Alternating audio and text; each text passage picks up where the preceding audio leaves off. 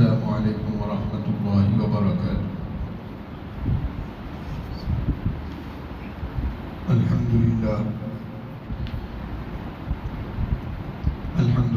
نحمده ونستعینه ونستغفره ونؤمن به ونتوکل علیہ ونعوذ باللہ من شرور انفسنا ومن سیئات اعمالنا، من يهده الله فلا مضل له ومن يضلله فلا هادي له، ونشهد أن لا إله إلا الله وحده لا شريك له، ونشهد أن سيدنا ونبينا ومولانا محمدا عبده ورسوله، أما بعد، أعوذ بالله من الشيطان الرجيم، بسم الله الرحمن الرحيم، ومن أظلم ممن منع مساجد الله أن يذكر فيها اسمه وسعى في خرابها، قال النبي صلى الله عليه وسلم: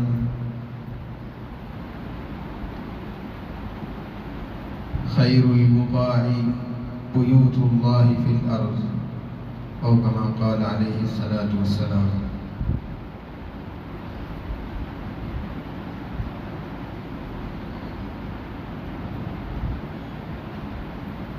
معزز سامعین اکرام، اللہ تبارک و تعالی نے اس پوری کائنات کو انسان کے لیے بنایا ہے اور بسایا ہے۔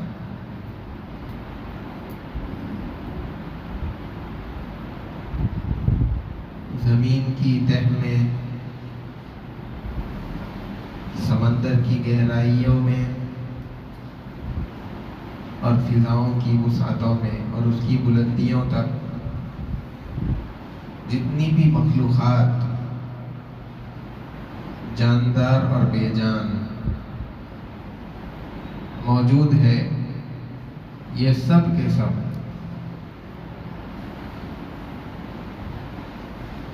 براہ راست یا بالواسطہ انسان کی خدمت اور اس کے کاموں کے اندر شب و روز لگے ہوئے ہیں۔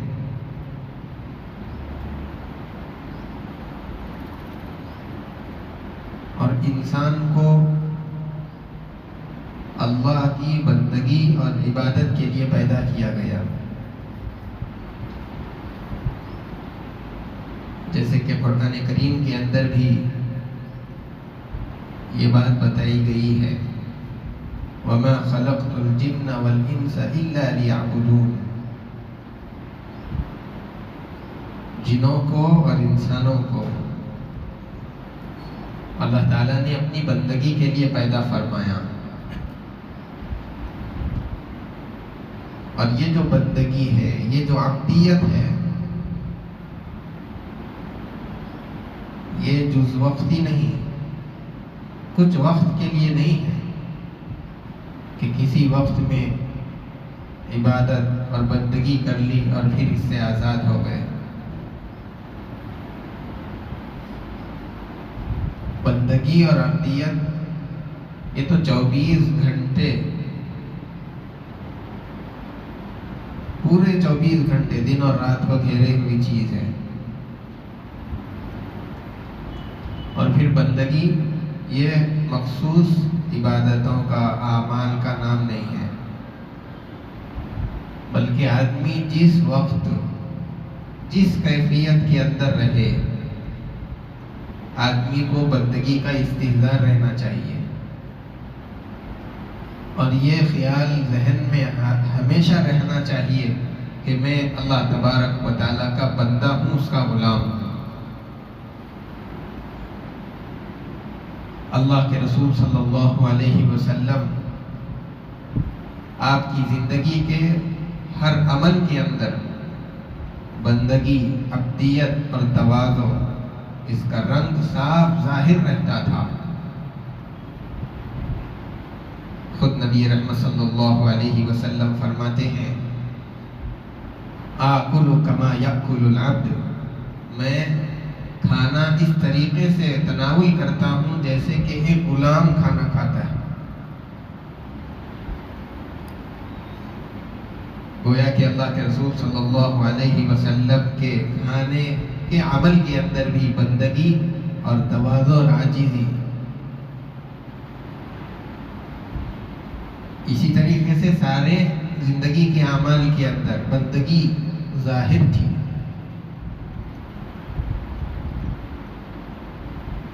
اور بندگی کا احساس ہر مسلمان کے اندر ہونا چاہیے، ہر گھڑی ہونا چاہیے۔ اسی احساس کو بار بار تازہ کرتے رہنے کے لیے اور اس کی بار بار تجدید کے لیے اللہ تبارک و تعالیٰ نے مختلف عبادتیں مسلمانوں کے ذمے رکھی ہے۔ اگرچہ کہ عبادات کے طریقے الگ الگ ہیں، روزے کی عبادت اس کا طریقہ الگ ہے، نماز اس کا طریقہ الگ ہے، زکوٰۃ کی عبادت ہے وہ طریقہ الگ ہے، حج کی عبادت ہے اس کا طریقہ الگ ہے۔ عبادت کے طریقے تو الگ الگ ہیں، لیکن سارے عبادتوں کا مقصد ایک ہی ہے کہ بندے کے اندر یہ احساس جاگتا رہے کہ میں بندہ ہوں۔ اور پھر عبادتوں کے اندر بھی سب سے اہم چیز، اہم فریضہ جو فرض کیا گیا ہے وہ ہے نماز۔ توحید اور رسالت کے اقرار کے بعد میں سب سے افضل اور اہم فرض نماز۔ نماز کے اندر ہر کوئی جانتے ہیں کہ آدمی اپنی مرضی سے کچھ نہیں کر سکتا، صرف زبان سے وہی کہہ سکتا ہے اور وہی باتیں نکال سکتا ہے جو اللہ کے رسول صلی اللہ علیہ وسلم نے کہی ہے اور بولی ہے۔ دیکھتا وہی ہے جو جہاں اللہ کے رسول صلی اللہ علیہ وسلم نے دیکھا ہے، کھڑتا ویسے ہی ہے جیسے کہ اللہ کے رسول صلی اللہ علیہ وسلم نے کھڑے رہ کر کے دکھلا دیا ہے۔ نہ اپنی مرضی سے بول سکتا ہے، نہ اپنی مرضی سے کچھ کہہ سکتا ہے، نہ کھا سکتا ہے، نہ پی سکتا ہے، نہ اپنی مرضی سے حرکت کر سکتا ہے، نہ چل سکتا ہے۔ تو ایسی عبادت کے اندر انسان کی کوئی مرضی نہیں، یہاں تک کہ انسان کی عظمت، احترام اور عزت کی جو سب سے اہم چیز ہے اس کی پیشانی اور اس کی ناک، اس کو بھی اللہ کے سامنے جھکا دیتا ہے، مٹی میں بچھا دیتا ہے۔ تو اس طریقے سے کبھی اپنے آپ کو سیدھے باندھ کر کے اللہ کے سامنے کھڑا ہو رہا ہے، کبھی اپنے آدھے جسم کو جھکا رہا ہے اور کبھی پورا سجدے میں جا کر کے اللہ کے سامنے بچ جا رہا ہے۔ یہ مختلف ارکان نماز کے اندر رکھ کر کے ایک مسلمان کو بندے ہونے کا، اس کی بندگی کا احساس دلایا گیا، اس کو تازہ کیا گیا، اور پھر یہ عمل بھی دن میں 5 مرتبہ رکھا گیا تاکہ یہ سبق بار بار تازہ ہوتا رہے۔ اور پھر ایسی اہم اور محترم شان عبادت کی ادائیگی کے لیے ایک خاص ماحول کی ضرورت۔ یوں تو نماز ہر جگہ پر ادا ہو سکتی ہے، اللہ تبارک و تعالیٰ نے اس پوری زمین کو نماز کی جگہ، عبادت کی جگہ بنا دیا ہے۔ پچھلی امتوں کے اندر تو یہ تھا کہ جہاں خاص عبادت کی جگہ ہو وہیں پر جا کر کے عبادت ہو سکتی ہے، دوسری جگہ پر عبادت ادا نہیں کر سکتے، لیکن اس امت کے لیے یہ خصوصیت اللہ نے دی ہے کہ پوری زمین ان کے لیے عبادت گاہ، جہاں پر چاہے عبادت کرے، جہاں چاہے نماز پڑھے، اللہ کے یہاں وہ چیز قبول ہوگی۔ لیکن بہرحال عبادت کی ادائیگی کے لیے ایک ماحول بنایا جائے، اس کے لیے یہ مساجد ہے۔ مسجد یہ کہتے ہیں سجدے کی جگہ کو۔ نماز کا مقصد بھی یہی ہے کہ آدمی اپنے آپ کو اللہ کے سامنے بچھا دے، اپنی جو سب سے زیادہ عظیم عظمت اور عزت والی چیز ہے اس کو اللہ کے سامنے رکھ دے، سر نگو ہو جائے۔ اور سجدے کے اندر وہی ہوتا ہے کہ آدمی اپنی پیشانی کو زمین پر رکھ دیتا ہے، اللہ کے سامنے جھک جاتا ہے۔ اسی لیے ان جگہوں کو مسجد کہا جاتا ہے۔ اسلام کے اندر مسجد کی بڑی عظمت ہے، اس کا بڑا مقام ہے، اہمیت ہے۔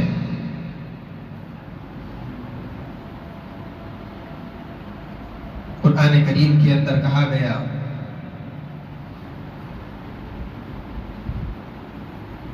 انما یعمر مساجد اللہ من آمن باللہ والیوم الآخر، مسجدوں کو وہی آباد کرتے ہیں جو اللہ پر اور قیامت کے دن پر ایمان رکھنے والے ہیں۔ اور اسی طریقے سے مسجد کو اللہ کا گھر قرار دیا گیا ہے۔ یہ مسجدیں جتنی بھی ہوں سارے کے سارے اللہ کے گھر ہیں۔ مسجد یہ ایسی جگہ ہے جہاں پر اللہ کو یاد کیا جاتا ہے، اللہ کا ذکر کیا جاتا ہے، اس کے کلام کی تلاوت ہوتی ہے، جہاں اللہ کو پکارا جاتا ہے۔ یہ ایسی جگہیں ہیں جس طریقے سے انسان کا نصیب ہوتا ہے، بعض خوش نصیب ہوتے ہیں، بعض بد نصیب، ایسے ہی زمین کا بھی نصیب ہوتا ہے۔ زمین کے ہر حصے کا یہ نصیب نہیں ہے کہ وہ جگہ مسجد تعمیر ہو جائے، بلکہ اللہ تبارک و تعالی جس زمین کے حصے میں، جس کے نصیب میں اور جس کے متعلق یہ پسند فرماتے ہیں کہ اس جگہ مسجد تعمیر ہو تو وہ جگہ پر مسجد بنتی ہے، اور وہ زمین کا ٹکڑا دوسرے زمین کے حصوں سے عظمت اور فوقیت میں بڑھ جاتا ہے۔ آدمی اپنے آپ کو مساجد سے جوڑے ہوئے رکھے،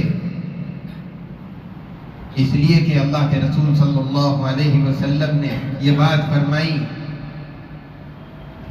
کہ عرش قیامت کے روز میں جب گرمی بڑی سخت ہوگی، ہر آدمی پریشان ہوگا، 7 طرح کے لوگ ایسے رہیں گے جو اللہ کے عرش میں رہیں گے، سکون، چین اور آرام کے ساتھ میں، اللہ کے عرش کے سائے میں۔ اور ان 7 لوگوں میں سے ایک آدمی وہ بھی ہے جس کا دل مسجد کے اندر اٹکا ہوا رہتا ہے۔ آدمی بازار کے اندر جا رہا ہے، اپنے کام کاج کے اندر لگا ہوا ہے، دنیاوی کام تو چل رہے ہیں، لیکن اس کا دل مسجد کے اندر اٹکا ہوا ہے۔ اذان کب ہوگی، نماز کب ہوگی، مجھے مسجد جانے کا موقع کب ملے گا، کب مسجد کو جانے کا وقت آئے گا، مسجد کی طرف جانے کا اس کا دل مسجد کے اندر اٹکا ہوا رہ جائے۔ ایسے شخص کے بارے میں اللہ کے رسول صلی اللہ علیہ وسلم نے فرمایا کہ عرش کے سائے میں بالکل اطمینان اور آرام کے ساتھ میں قیامت کے روز رہے گا۔ اور پھر یہ جو عبادت گاہیں ہیں، یہ جو مساجد ہے، آسمان والوں کو جس طریقے سے زمین والے رات میں جب آسمان پر دیکھتے ہیں تو ستارے جگمگاتے ہوئے، چمکتے ہوئے نظر آتے ہیں، آسمان والوں کو ان مسجدوں کی جگہیں نورانی اور منور نظر آتی ہے۔ اسی وجہ سے چونکہ ان مساجد کا، ان عبادت گاہوں کا بہت بڑا مقام اور مرتبہ ہے، اللہ تبارک و تعالی نے ان کی تعمیر انبیاء علیہ السلام سے کروائی ہے۔ ان کے بنانے کا کام انبیاء علیہ السلام سے لیا گیا۔ کعبۃ اللہ سے متعلق قرآن کریم کے اندر یہ بات ذکر کی گئی، وَإِذْ يَرْفَعُ إِبْرَاهِيمُ الْقَوَاعِدَ مِنَ الْبَيْتِ وَإِسْمَاعِيلُ رَبَّنَا تَقَبَّلْ مِنَّا إِنَّكَ أَنْتَ السَّمِيعُ الْعَلِيمُ۔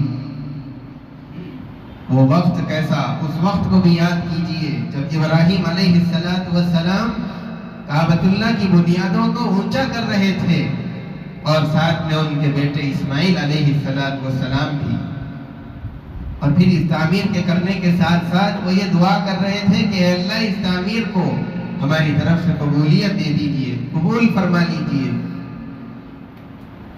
آپ سننے والے ہیں اور جاننے والے ہیں۔ تو کعبۃ اللہ کی تعمیر کا کام ابراہیم علیہ السلام جیسے بڑے پیغمبر سے، اور پھر سلیمان علیہ السلام کی نگرانی میں اللہ تبارک و تعالیٰ نے مسجد اقصی کی تعمیر کروائی۔